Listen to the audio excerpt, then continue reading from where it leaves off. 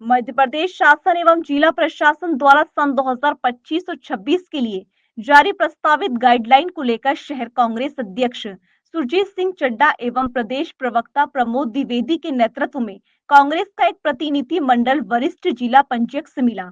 इस अवसर पर वरिष्ठ अभिभाषक प्रमोद द्विवेदी ने आपत्ति पत्र में सुझाव देते हुए बताया कि मध्य प्रदेश के गंदी बस्ती क्षेत्र अधिनियम 1976 की धारा 3 के अंतर्गत सक्षम प्राधिकारी द्वारा घोषित गंदी बस्तियों में 40 वर्ग मीटर तक के भूखंडों का मूल्यांकन एवं 35 वर्ग मीटर तक के भवनों का मूल्यांकन 50% ही हो। गंदी बस्तियों की सूची जारी करने का सुझाव दिया गया। कांग्रेस नेताओं ने marriage garden, nursing home, school एवं होटल के विक्रय होने पर अव्यवसायिक मानकर आवासीय निर्माण दर का 50% मूल्यांकन मान्य करने की मांग की। कांग्रेस ने 13 सरकारी योजनाओं में अनियमितता और समय समय पर पारदर्शिता न रखने को लेकर भी आपत्ति ली। कांग्रेस नेताओं ने भाजपा सरकार द्वारा अनियमितताएं बताते हुए कहा कि marriage garden, nursing home, school, hotel विक्रय होने पर 50% का मूल्यांकन मान्य हो। हाँ, अभी शहर कांग्रेस कमेटी की ओर से एक ज्ञापन दिया गया है कलेक्टर महोदय के नाम से और संयोजक जिला मूल्यांकन समिति के नाम से। इसको हम कलेक्टर महोदय के संज्ञान में लाएंगे। कुछ बिंदु इसमें राज्य स्तरीय हैं, तो उसके लिए महानिरीक्षक पंजीयन महोदय को ये भेजे जाएंगे। सारे सुझावों पर विचार करके यथोचित निर्णय लिया जाएगा। क्या क्या मांगे रखेंगे, क्या क्या जो मांगे थी, प्रमुख मांगे कौन सी? प्रमुख मांगे ये हैं कि एक तो गंदी बस्ती में ग्रीन बेल्ट में चूँकि प्रॉपर्टी के रेट कम रहते हैं तो उस पर कुछ छूट दी जाए। औद्योगिक चूँकि सरकार की नीति है औद्योगिकरण को बढ़ावा देने की, तो उद्योगों में छूट को बढ़ावा दिया जाए। साथ में जो आवासीय मल्टीज़ हैं उसमें 3 फ्लोर के बाद भी इससे ऊपर पे भी छूट दी जाए, ये प्रमुख मांग है। तो अब आगे बढ़ाएंगे या अपने स्तर पे कुछ करने लायक है? इसमें सारे सुझाव राज्य स्तरीय हैं, कुछ जिला मूल्यांकन समिति के स्तर के हैं, तो वो हम कलेक्टर महोदय के समक्ष और जिला मूल्यांकन समिति के समक्ष रखेंगे। चूँकि ये पूरा निर्णय समितियों द्वारा लिया जाता है, इसलिए सारे निर्णय जो है वो कमेटी के सामने प्रस्तुत किए जाएंगे, सारे प्रस्ताव। ज्ञापन दिया गया मूल्यांकन समिति के, कुछ प्रस्ताव भी रखे हैं आपने? किस तरह के प्रस्ताव रखे? हमने ज्ञापन में दिया है। आपत्ति और सुझाव मांगे गए थे कांग्रेस की तरफ से, उस पर विधिवत आपत्तियां भी उठाई गई हैं और सुझाव भी दिए गए हैं। 1976 में गंदी बस्ती निर्मूलन अधिनियम के अंतर्गत ये प्रावधान था कि 435 स्क्वायर फीट तक का कोई भी प्लाट हो, उस पर 1 मंजिला मकान बना हो तो उसकी गाइडलाइन आदि हो जाएगी। यहाँ उनके पास कोई सूची नहीं है। 1994 के बाद की हमने कहा वो सूची लगाई जाए। लिफ्ट के कारण मल्टी के भाव एक समान कर देते हैं, हमने कहा उसे हटाइए।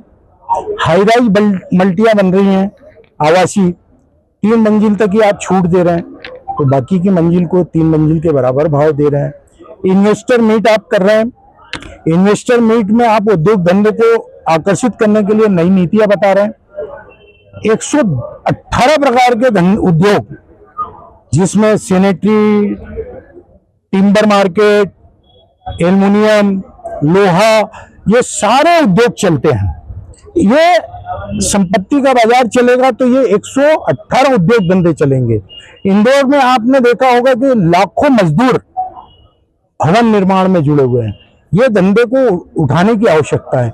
गाइडलाइन बढ़ा करके आप राजस्व कैसे प्राप्त कर पाएंगे? हमने 2019 में मध्य प्रदेश में जब कमलनाथ जी की सरकार थी 20% गाइडलाइन कम कर दी और बहुत जगह स्टाम्प ड्यूटी कम कर दी। फलस्वरूप क्या हुआ? कोरोना समय में भी 200 करोड़ से अधिक का राजस्व अधिक मिला और लॉकडाउन भी लगा था।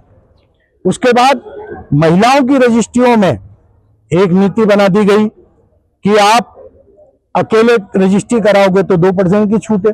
हमारे समय यह नीति बनी थी कि दोनों अगर संयुक्त रूप से कर रहे हैं तो महिला के हिस्से पर छूट दो। हमारे समय एक नीति बनी थी कि सहस्वामित्व का दस्तावेज, जिसमें आप एक पिता 1100 रुपए पर, माँ 1100 रुपए में, पति 1100 रुपए में अपनी परिवार की बेटी पत्नी को सहस्वामी बना सकता था। अभी सिंगल पे कर दिया उन्होंने। नहीं, उसको स्पष्ट नहीं कर रहे हैं आप, अच्छा क्लियर नहीं हो पा रहा हो। क्लियर नहीं कर रहे हैं। उद्योग धंधे में 40% की छूट का प्रावधान था, आपने उसको खत्म कर दिया। एक तरफ इन्वेस्टर मीट कर रहा है, दूसरी तरफ छूट खत्म कर रहे हैं। तो कमर्शियल को आप छूट दे रहे हैं मल्टी में, तो रेसिडेंशियल की भी गणना कीजिए कि 6ठी मंजिल से ऊपर बन रही है। इस प्रकार से हमने सकारात्मक सुझाव दिए हैं।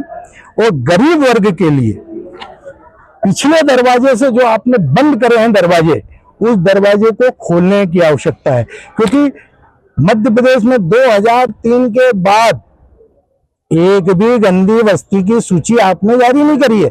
सक्षम प्राधिकारी को हर साल सूची जारी करना चाहिए। 94 के बाद कोई सूची जारी नहीं हुई, और वो सूची को भी लाभ प्राप्त न हो इसलिए आपने उसको अलग से बताया नहीं है। हमने कहा उसे पृथक से बताएं।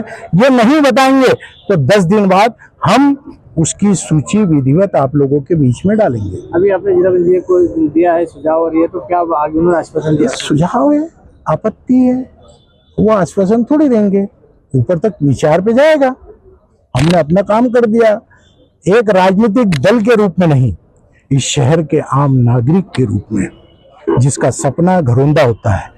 चिड़िया घरौंदा बनाती है, तिनका जोड़कर, आम आदमी भी घरौंदा बनाता है। उसको पनाह मिले कानूनी, उसके दस्तावेज कानूनी रूप से पूर्ण बने, इसलिए हमने पहल की है। और हम हर रचनात्मक पहल में, हर विभाग में दमदारी के साथ जनता की बात रखेंगे।